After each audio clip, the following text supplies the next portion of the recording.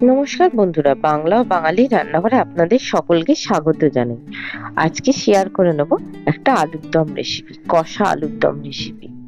প্রথমে আমি কড়াইতে নিয়ে নিয়েছি তেল, আর সেই তেলের মধ্যে বড় বড় সাইজে আলুগুলোকে দুভাগ করে কেটে ভেজে নেব। গ্যাসের ফ্লেমটা হাইতেই রেখেছি, এপিট ওপিট করে ভালো করে ভেজে নেব। আপনারা চাইলে সেদ্ধ করে তারপর ভেজে নিতে পারেন, কিন্তু আলুগুলোকে একবার ভেজে নেবেন। সেদ্ধ করার পরও পারলে একবার ভেজে নেবেন, তাতে কিন্তু আলুর দমে টেস্ট আরো বেড়ে যাবে। ভাজা ভাজা হয়ে এলে আমি এবার আলুগুলোকে তেল থেকে একদম ছেঁকে তুলে নেব। একটু উল্টে নিচ্ছি আলুগুলোকে, যে সাইডগুলো একটু সাদা সাদা হয়ে রয়েছে সেদিকগুলো আমি ভালো করে একটুখানি ভেজে নিচ্ছি। যেহেতু সেদ্ধ করলাম না বলে আমাকে একটু ভালো করে চারিদিকটাই উল্টে পাল্টে ভেজে নিতে হবে। ভাজা হয়ে গেছে, এবার আলুগুলোকে আমি তুলে নিচ্ছি। তোলা হয়ে গেলে ওই তেলের মধ্যে আমি দিলাম তেজপাতা দুখানা আর দুখানা শুকনো লঙ্কা, আর দিচ্ছি 1 চা চামচ গোটা জিরে। ফোড়ন হিসাবে আর দিব আমি হিং, হাফ টিস্পুন হিং দিচ্ছি। একটা মশলা থেকে সুন্দর গন্ধ বেরোলে একটু নেড়ে নিলাম, তেলের মধ্যে একটা সুন্দর গন্ধ বেরোবে। আর দিলাম দুটো ছোট এলাচ। এবার আমি আদা কুচি দিয়ে ভালো করে তেলের মধ্যে নেড়ে নিলাম। ওই তেলের মধ্যে দিলাম 1.5 চা চামচ হলুদ গুঁড়ো আর 2 চা চামচ লঙ্কার গুঁড়ো দিয়ে তেলটাকে ভালো করে নেড়ে নিচ্ছি। এবার ওই তেলেতে দিলাম দুটো টমেটো, মাঝারি সাইজে টমেটোটাকে গ্রেট করে নিয়েছি, দিয়ে সেটাকে তেলের মধ্যে নেড়ে ওর মধ্যে দিলাম 2 চা চামচ ধনে গুঁড়ো আর 1.5 চা চামচ জিরে গুঁড়ো দিয়ে আবারও তেলের মধ্যে নেড়ে নেব। এই সময় গ্যাসের ফ্লেমটা কিন্তু লো টু মিডিয়ামে রাখতে হবে, না হলে কিন্তু মশলাটা পুড়ে যেতে পারে। সামান্য জল দিলাম যাতে মশলাটা পুড়ে না যায়। ভালো করে এবার নেড়ে নিচ্ছি।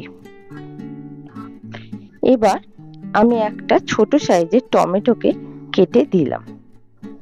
টমেটোটা একটু বেশি দিলে আলুর দমে টেস্ট কিন্তু পুরো ধাবা স্টাইলে হবে। আমার বাপের বাড়ির ওখানে একটা দোকান আছে, সেখানে এই আলুর দমটা বানায়। সেই আলুর দমে টেস্ট কিন্তু পুরো আলাদাই খেতে হয়। আর সামান্য নুন দিলাম। নুনটা দিলে কি হবে, টমেটোটা যেটা গোটাটা দিলাম সেটা তাড়াতাড়ি গলে যাবে। আর দিলাম সামান্য চিনি। চিনি দিলাম এখানে আমি 1.5 চা চামচ। চিনি দিয়ে মশলার সাথে ভালো করে নেড়ে নিচ্ছি। একটু চিনি দিলে টেস্ট কিন্তু একটা ব্যালেন্স তৈরি হবে। আর একটু জল দিয়ে ভালো করে এবার মশলাটাকে কষিয়ে নিচ্ছি।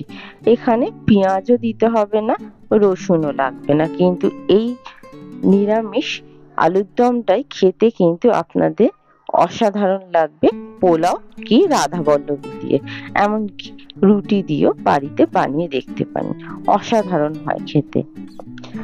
এবার টমেটোটাকে ভালো করে আমি নেড়ে নিচ্ছি, একটুখানি খুন্তি দিয়ে নেড়ে নেব, প্রেস করে দেব যাতে টমেটোটা গলে যায়। ভালো মতো টমেটোটা নাড়ার পর এবার দিলাম কাশ্মীরি লাল লঙ্কার গুঁড়ো 1 চা চামচ।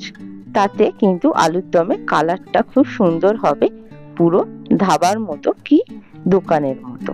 কালারটা সুন্দর হয়ে গেছে, দেখতেই পাচ্ছেন। এবার আমি এর মধ্যে আলুগুলো দিয়ে দিচ্ছি। ভেজে যে তুলে রেখেছিলাম আলুগুলো, সেগুলো দিয়ে ভালো করে নেড়ে নিচ্ছি।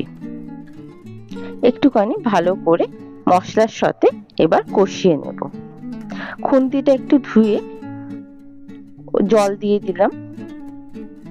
খুব বেশি জল দেবো না, কারণ এটা একটু কষা কষা বানাবো, তাই জন্য বেশি জলের পরিমাণ দিচ্ছি না। এবার ঢাকনা দিয়ে আমি সেদ্ধ হতে দেবো। সেদ্ধ হয়ে গেলে আমার 15 থেকে 20 মিনিট সময় লেগেছে। খুন্তি দিয়ে দেখে নিলাম ভালো মতো সেদ্ধ হয়ে গেছে। এবার গ্যাসের ফ্লেমটা হাইতে করে এবার দিলাম কিন্তু আমি ভাজা মশলা, জিরে, শুকনো লঙ্কাকে শুকনো কড়ায় নেড়ে সেটাই গুঁড়ো করে দিয়েছি। গরম মশলা না দিয়ে এই মশলাটা একবার দিয়ে দেখবেন, আলুর দমের কিন্তু টেস্ট আরো বেড়ে যাবে। মাখা মাখা হয়ে গেলে এর ওপর আমি দিয়ে দিলাম রোস্টেড মেথি। কাসুরি মেথিকে উপর থেকে আমি দিয়ে ভালো করে আলুর দমের সঙ্গে মিশিয়ে নিলাম। আজকে কষা ধাবা স্টাইলে আলুর দম কিন্তু একদম রেডি। আলুর দমটা একবার বাড়িতে বানিয়ে দেখবেন, আশা করি খুব ভালো লাগবে। আর কমেন্টে নিশ্চয়ই জানাবেন কেমন লাগলো।